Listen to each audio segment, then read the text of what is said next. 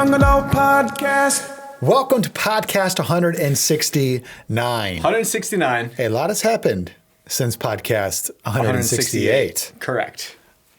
And what do I mean by that? Well, Charlie Kirk happened. And so, it's funny, but not funny. I don't know why I said that. It's kind of hard for us. When we record once a week, we're not really current affairs, so to speak. Right. Yep. So it feels a bit late in response. But we're going to talk about this situation, but more specifically, the church's response to Charlie Kirk. Yeah. Which has been quite divisive. Yeah. So for some reason. Yeah, for some reason. Yeah. It took me way off, what am I trying to say? It caught me off guard. Yeah, caught you off guard. The church's response has caught me way off guard. Yeah. And it's funny because today's Tuesday. Yeah. And so it happened 6 days ago. Yep. But the church is now processing on more today things. Mm-hmm. So we're going to talk about the church's response, kind of Sunday service response and people's response to this. And it's caught me off guard and not very healthy responses, I don't think. Yeah. Yeah, I think a lot of it has been – I think there obviously is some healthy responses. I'm not saying that every church's response was unhealthy. But the viral ones, or the viral social media moments have all been unhealthy responses in my opinion. Yep. So we're going to talk a lot about that. We're going to give our thoughts and opinions on that. Yeah. So, but before we get into that. We got a few things to talk about. First off, we're both 1-1 now. Yes. Oh, yes. We're 1-1. We need to write this down because I'll never remember. We need to make a running tally on our little sticky note board. I'm going to step off camera for a second. All right, Pastor Luke's off camera. I'm going to commentate what he's doing. He is searching for a pen, pencil. He's got a nice big blue Sharpie. You can see it right there in the camera. And so he's heading over to our giant sticky note. He's wrote his name down. He is 1-1. He's got my name down, also 1-1. And I will say I have text proof of my dad's responses. He has never got them to us yet during the podcast. Yeah, so he's 2-0. He's I gotta go. I gotta go right, Fred. So let me see. I'm gonna text him right now. See if he responds. Let's see what he got.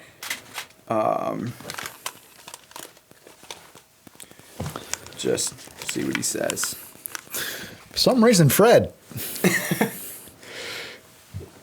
I don't know what it is. What's up with that? All right, I have no idea. Yep, we walloped the Bears. I don't know what's going on with the Lions. I don't know who they are.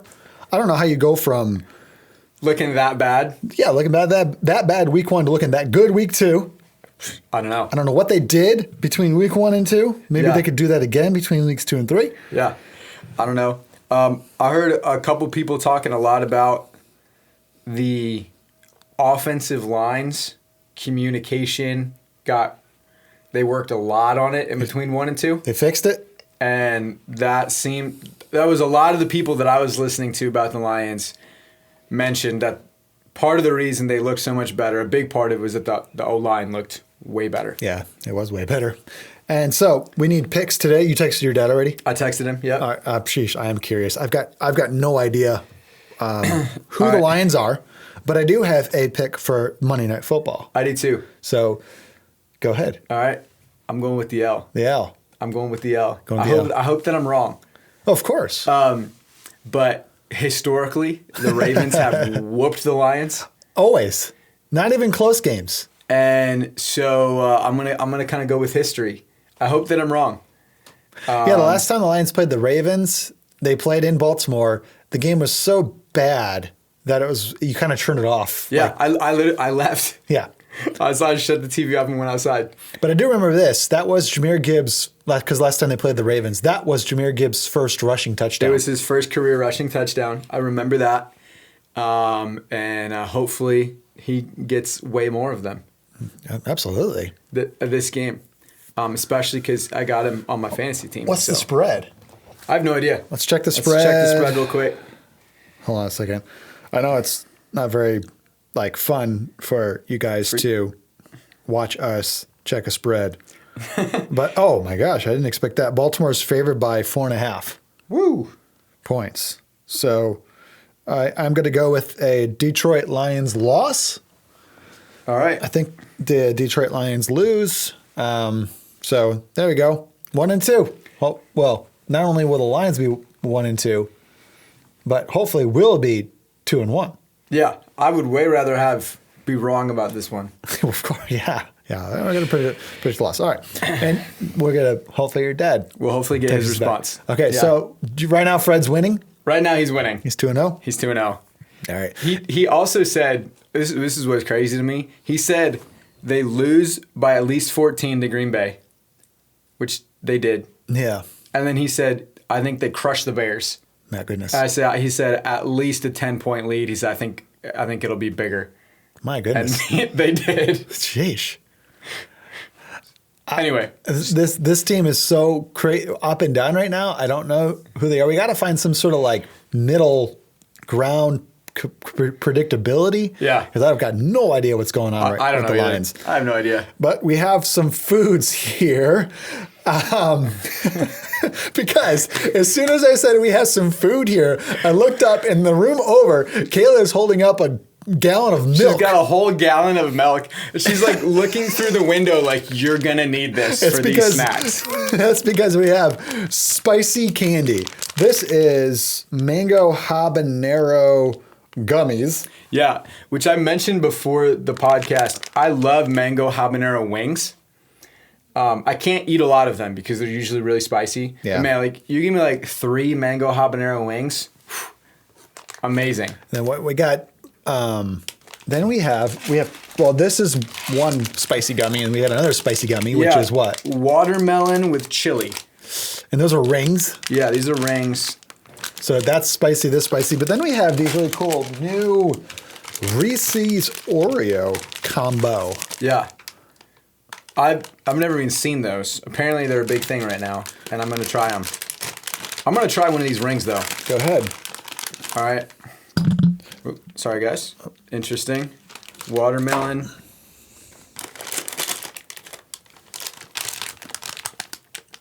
Oh. Right off the bat, a lot of watermelon flavor, which I like. Mm-hmm. He's coming on though. Yeah. I was about to say it's not that spicy. Well, don't speak too soon. I was about to, but I'm glad I didn't. It's Come definitely on. there. That's there. Oh, it's there. That's actually pretty good. Yeah, it's not hurting you, but Yeah.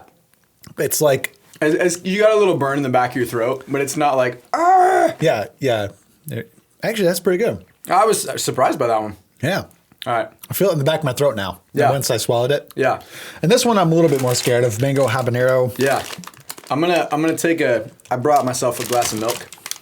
So Really? I did, yeah. It's milk in there? Yeah. My goodness. So- I'm on water train over here. I'm not doing well. So I'm gonna take a little sip before I jump into this. Oh yeah. Yeah, man, this one's probably going to hurt more. It looks Here we go. worse. I know. So it just smells like habanero. Whoa. Tastes like habanero right off the bat. Or much hotter. Yeah. That's heat, baby. Yeah, it is. It's hurts. weird. The texture of that gummy is like the texture of a dehydrated mango. Yes. Yes, it is. I think it is a dehydrated mango. I don't think it's a gummy at all.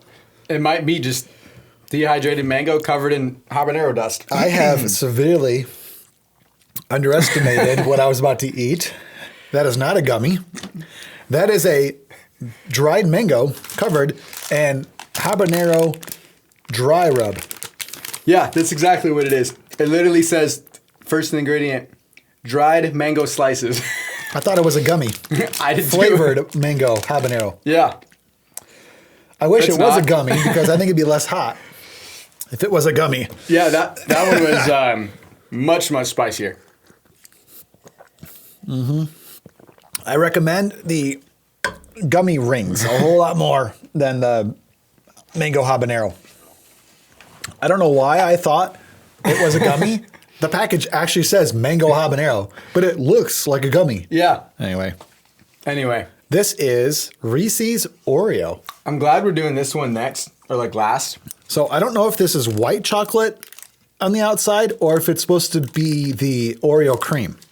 I'm guessing it's supposed to be the Oreo cream. Yep. So we got the Oreo cream on the top with the Reese's chocolate on the bottom. And then on the inside is peanut butter and the Oreo cookie.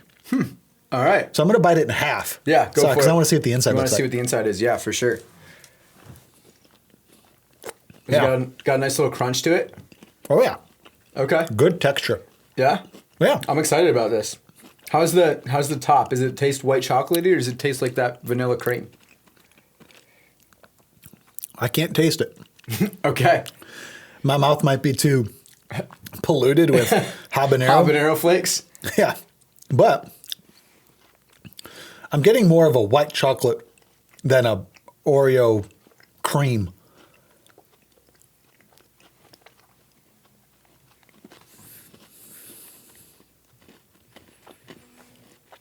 That was good. Mm-hmm. I agree. It's more white chocolatey than cream. It was good. Yeah. A regular Reese's is better, Yeah, and a regular Oreo is better. I agree. I also think the specialty Reese's, you know, like the egg, the Christmas tree, Yeah. Oh, yeah. the pumpkins. Yeah. Keep going. Those are way All better. of them. Yeah, they're way better. Mm-hmm. Yeah. I think I'd rather have a double stuffed Oreo, and I'd rather have a Reese's Christmas tree than a combination of a Reese's Oreo. Yeah. But it still tasted great. Mm-hmm. And if you are curious about that snack, I would get it just so you can eat it and say you had it. I do not recommend mango habanero, but I do recommend, what is that called? The watermelon chili. Yes. I do recommend the watermelon chili gummy rings. Yeah, those were surprisingly good. Very good. All right, let's get into our topic today. Oh, I'm so jealous of your milk. That'll be the title of the podcast today. I'm so jealous of your milk. No. I don't know why that was really funny to me, but It was funny to me too. I caught myself off guard with that one. So yeah, let's talk about the church's response to Charlie Kirk. Obviously, the whole situation with Charlie Kirk is absolutely terrible. yeah, just so sad, so terrible. I mean, you immediately, as a youth pastor, you were getting texts from students asking essentially like, are we going to pray tonight at church? So what I mean by that is Wednesday night. Yeah. So we have church on Wednesdays, which is kind of uncommon these days to have Wednesday night church. But we had church on Wednesdays, and it happened on a Wednesday. And so immediately it was one of those things where you were receiving text messages, Immediately, right? my phone started blowing up from students texting me, asking me if I'd heard about it, if we were going to pray for his family at church that night, which we did end up doing. And it was definitely even, a lot of the teenagers were really affected by it that we ministered to. Yeah, and I was over in the main side for the evening. We had visitors show up because they were so shaken by the shooting. Yeah. We addressed it that night. We talked about it that night a few different times throughout the service. We prayed. I even know with the people that showed up who were scared. Yeah. We had lots of great conversations with them. It was a great night of feeling like of healing as a church. But we did a lot of that on Wednesday night. But not everybody was at church on Wednesday night. Yeah. And so I know a lot of churches ended up having to address it on Sunday. Right. And so I'm sure a lot of churches did that. Now our church did it on a Wednesday. Yep. We prayed for the nation on Sunday, but we didn't really specifically bring up Charlie Kirk. This problem we have as a nation obviously is seen in this event with Charlie Kirk. Yeah. But it's also seen in dozens and dozens of other events too. We pray for the nation. As a matter of fact, our church prays for the nation quite frequently. We have a I guess, a little moment we do every now and then called Stop, Drop, and Pray. Yep. And if you're able to get down on your knees, go ahead and do so. We typically do this right after the final song of worship. We'll say, let's stop, drop, and pray for the nation.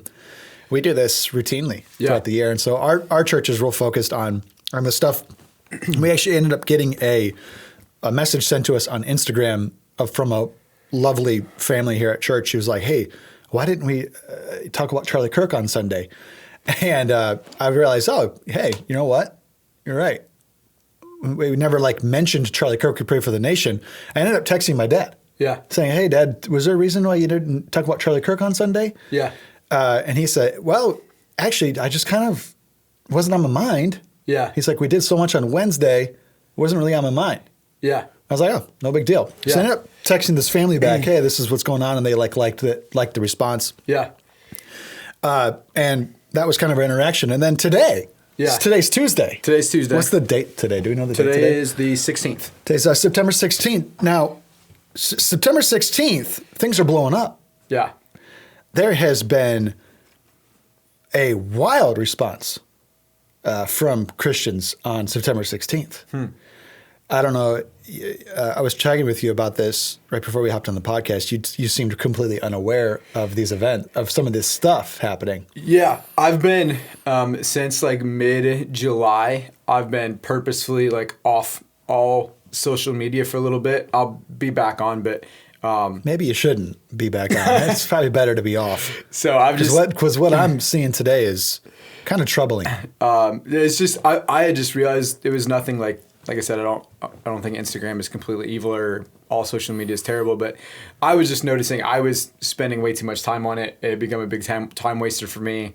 It was just a lot of stuff I didn't want to see, and so I was like, I'm going to take a little break for a few months, and so I'm just kind of in the middle of that. So yeah, there's been a lot of stuff that people are telling me, oh, did you see this? No, I didn't.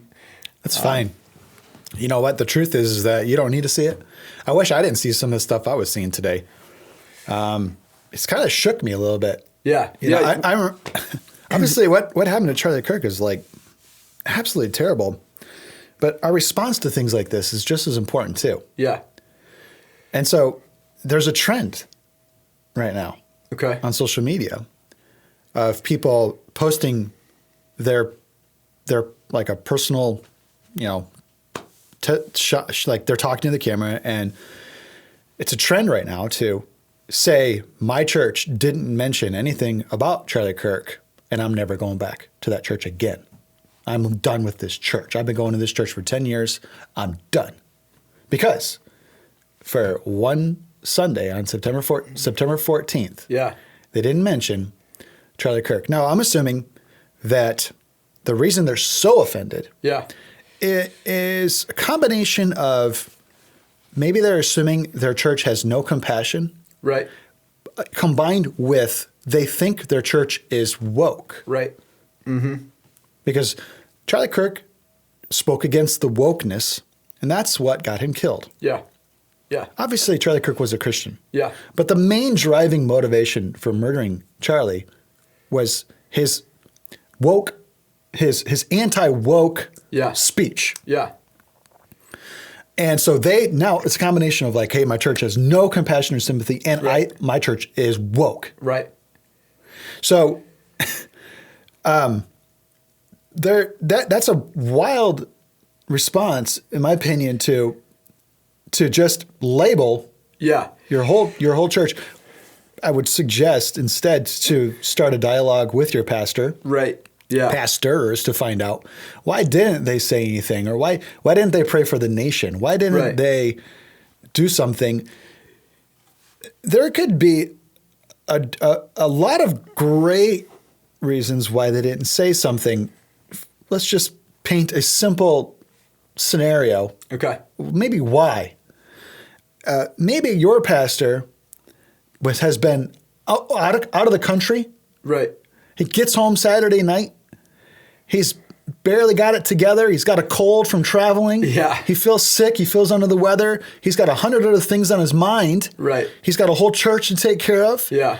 He's already written a message before Charlie Kirk's incident ever happened. Right. It's not on his mind. It's whatever's going on. Maybe he's stressed out about a lot of other things with his own personal life, and the Sunday service goes by and he forgets. Yeah. And nobody on his staff reminds him, or nobody says anything to him. Right. So that's would you say that's possible? Oh yeah, that's absolutely. It's totally possible. I don't think that's an odd picture to paint at all whatsoever. I mean, he's a human being, right? Yeah, absolutely. So there's no room for grace. There's a short leash on this man. Yeah. And I'm ripping on him. I got a leash on him, and I'm gonna rip it back real hard, and I'm gonna leave. Like, whoa, let me figure out why. Like, just send an email or something, or figure out what's going on. I don't want to just. A lot of these people, to me, are just hopping on a trend and looking for clicks. Yeah, it's really what it feels like to me. And it's like a crazy response. I want to address this. When you were telling me this, it really grieved and saddened my heart, because I mean, let's just say that you've been attending a church for 5-10 years, and all of a sudden you're going to leave over one thing, one Sunday, over one Sunday. Like, has that pastor not pastored you, shepherded you? Have they not discipled you, brought you along? Like, and you're gonna just throw all of that away because of one thing on a Sunday morning? Maybe the pastor, our senior pastor, Pastor Tim, just recently celebrated his 40th anniversary of pastoring Cornerstone Church. Mm-hmm. And something that he made mention of a lot that I really admired that he made mention of this was, thank you for making room for my faults. He said, because I don't respond perfectly to everything. Like, I have made mistakes. He's even talked to us as his staff that, over the past, maybe 5 years with some of the COVID stuff and things, is that, hey, maybe we could have responded differently as a church to some of these things. And maybe your pastor was wrestling with that, and he's just like, man, maybe I should have said something, maybe I didn't. And we should, just like our pastors have for years made allowances for our faults, have been patient with us, gracious to us, that we should have that same exact response to them. Yeah, it's been grieving a little bit to my spirit to watch some of these responses, and I also have been I was really offended with Mark Driscoll's response. Yeah, you had mentioned something about that to me. I saw it this morning. I hadn't seen it. It hit me so hard. I couldn't believe it. But he made a post, and it was like a written out thing. You had to read it. And it said, if your church didn't mention Charlie Kirk on Sunday, I leave it. And me and my staff are putting together a list of churches that did mention Charlie Kirk. And so if you're looking for a good church, check out my list. Wow. I don't like that. I have lots of thoughts about that immediately just came into my head. I don't like that at all. Like, what in the world authority do you think that you have to do anything like that? I don't know. That's the first thought that came into my head. Like, almost like, who do you think you are to be like, good church, bad church, good church, bad church because of one Sunday? Based off of, one Sunday. And okay, you're willing. It's intense. Yeah. Like, it's it's upsetting to me. Yeah. I don't like that. It makes me frustrated, almost mad, like. Yeah. That's a quick, that's a huge statement. Yeah. And I would be there's other fish to fry. Yeah. There's other fish to fry. Yeah. Absolutely. So that's really this has been some of the responses on this has been some of the stuff happening on social media. It's been really upsetting to me today. With this we're so divided as a nation. Yeah. And you know what? The church is divided too. Yeah, that's what I was just going to say, is that our nation is so divided, so split, that the church should be the place where we see unity, right? Because the Bible literally says where the brethren dwell together in what? In unity, There, God commands a blessing. And yet the church is, for some reason, so divided about what happened with Charlie Kirk, which doesn't make any sense to me. I don't want the church's response to be, let's create division. Because no, that's what I'm saying. Like, the church's response should be, hey, let's bring unity. Let's move forward. Like, let's be a place where anybody can walk in with all of their hurt, all of their trauma, all of their baggage, and we can welcome them in. Like, that should be the church's response. Not, well, that church, they're false because on one Sunday they didn't mention Charlie Kirk's name. Because they didn't mention Charlie Kirk's name. You know, there's all these churches have never mentioned Charlie Kirk before. Right. He wasn't like this driving force for the church. Yeah. I mean, I've been going to church my whole life.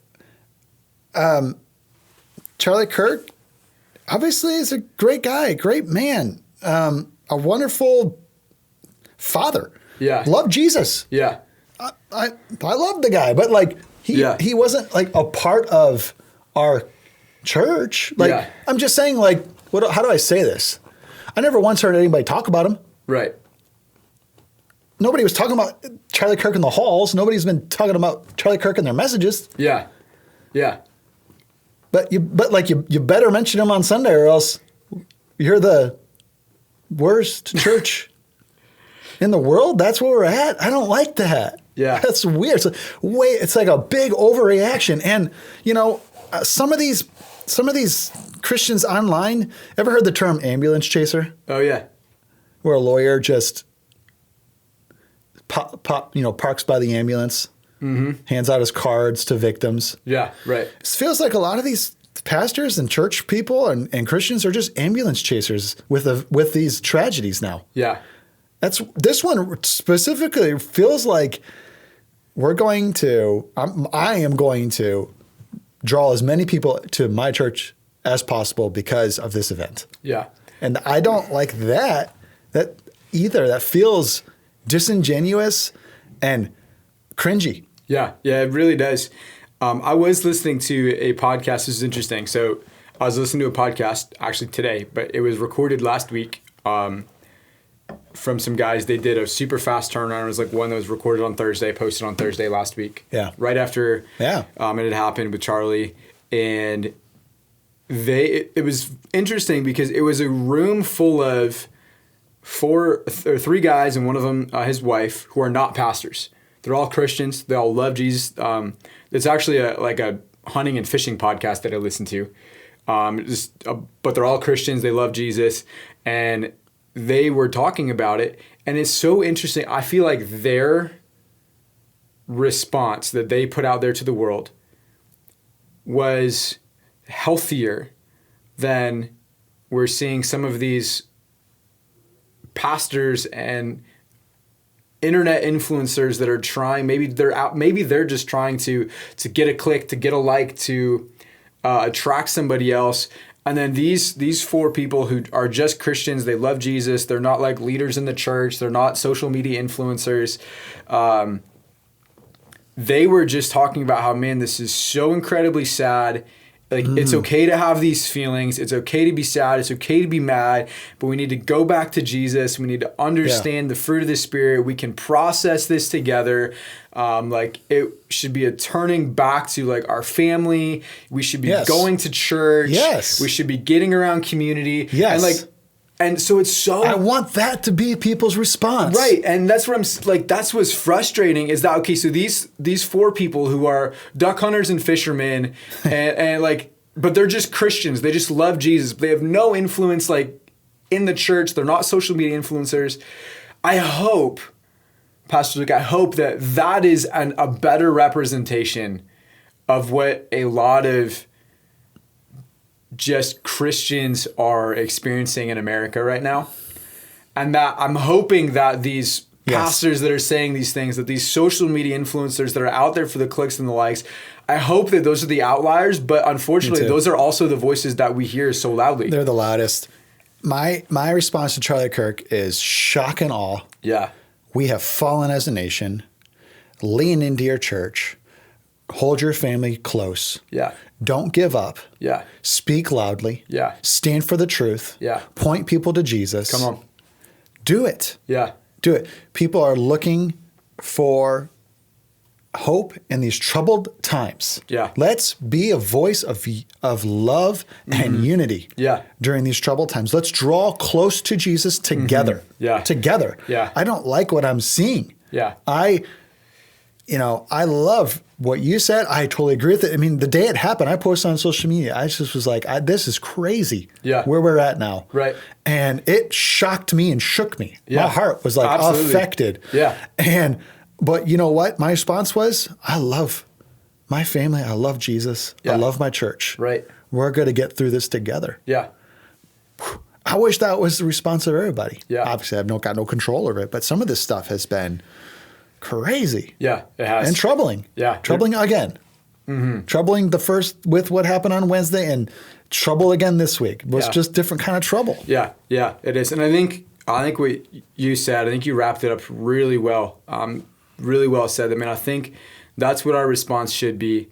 And I hope that maybe you're listening, you're being honest, and you're saying, that hasn't been my response. Well, I hope you can come and get in the presence of God and work through this in a healthy way and not in a divisive, division creating way. Praise the Lord. Praise the Lord. I'm praying for unity and restoration. And I'm praying that we as a nation can find God. Yeah. Find Jesus Christ. Absolutely. Amen. Absolutely. All right. Man, what was this podcast like? A spicy habanero mango? Yeah. Yeah. It kind of was. Started spicy, continued spicy. Yeah. Yeah. Ended maybe a little sweet. Yeah. Maybe a little bit. You can get that little mango flavor in there. My goodness. Yeah. All right, buddy. I'll catch you on the next one. See you guys later. Bye. Youth and Young Adult Podcast. Youth and Young Adult Podcast. Youth and Young Adult Podcast.